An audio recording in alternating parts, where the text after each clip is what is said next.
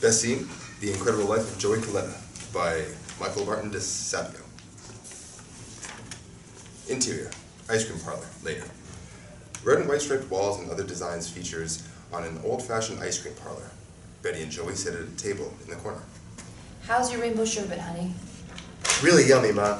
I'm glad this ice cream parlor went beyond chocolate, strawberry, and vanilla. Joey, you're not thinking of going ahead with this TV production, are you? Sure I am, Ma. It's gonna be real good.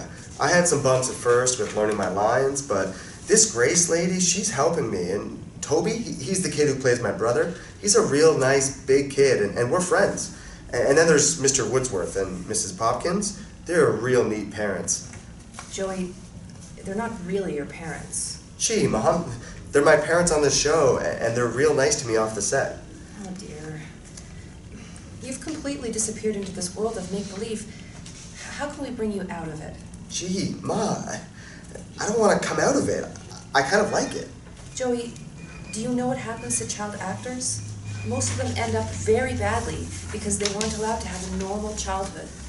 Now, you like your friends at school and your subjects, right? Well, I like Harry Haskins most of the time. And I like the neat poetry in Mrs. Pursglove's class. The rest I could do without. Special Jim. Well, if you accept to do this show, then you'll be out of school for a year. That means you won't see your friends. You won't have a benefit of a normal school. You'll be alone. Gee, Mom, I won't be alone. I'll have my family around me on the set. Well, I'm not sure that kind of family is desirable. This Hepburn character who directs the show, do you know anything about him?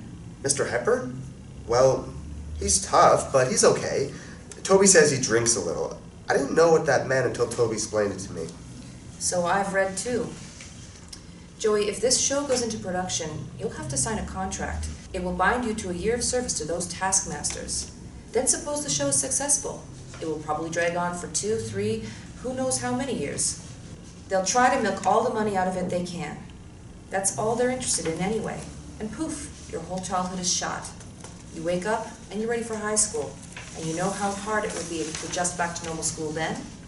Joey shakes his head. You know what it's like getting back into the swing of things after summer vacation. This will be 100 times worse. Joey's dismayed. Joey, honey, I want you to have a healthy childhood. Grow up, meet a nice girl, get married, and have a peaceful, normal life. Let's not ruin matters by pursuing this acting thing. It's fun to try for a spell, but you shouldn't take it seriously. If the pilot sells and they ask you whether you want to do the show, just politely say no. They can find another boy. Exterior walkway to Betty's house, later. Charles is waiting to pick Joey up. How'd the shopping go? Well, we picked out a lovely blue suit. Joey's going to be a hit at the party this spring. Joey, would you go inside and watch television? I want to speak with your father. Joey goes inside. What is it, Betty? When those Hollywood people ask Joey to sign a contract with the show, I suspect he'll decline. Betty, what have you been telling him? I simply pointed out to him the disadvantages of a showbiz life. He eventually came around. How dare you, interfering with my raising a Joey, using an innocent shopping spree as an opportunity to turn him against the show. Do you know anything about this Howard Hepburn? I've been reading up on him. The man's a lush. Is that the sort of influence you want on our son?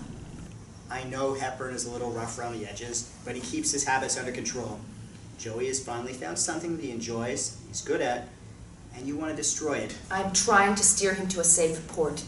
Do you know the statistics on child actors? Most of them end up drug addicts and antisocial weirdos. I'm trying to protect our son and his future. I don't want him exposed to what goes on in that Hollywood studio. Okay, what goes on in that studio is the production of a wholesome, entertaining show. Joey and Toby Mullins have become fast friends. Oh, I'm sure they have. Before long, this Toby will no doubt be introducing Joey to smoking and even, God forbid, wearing leather jackets. When Joey comes out of this, he'll be looking and acting like James Dean. Toby is a fine boy with nice parents. What right have you to comment? You never even set foot in Hollywood. I've been working there for 15 years. A good way to become desensitized. You're all snowed by the make-believe, aren't you? Well, somebody has to restore reality here, and that someone is me. You know what this is all about? You resent the fact that you didn't get Joey. You're trying to stage manage his childhood from the wings. Well, he's mine to take care of, and I say he does the show. Joey sticks his head out the front door. Hey, are you guys all through yelling at each other, or can I finish watching Don't Forget Father? Just a minute, Joey. Okay, I'll finish watching it. They're on commercial break. Joey goes back inside. Stop interfering, Betty. I mean it. If you try this again, there will be hell to pay.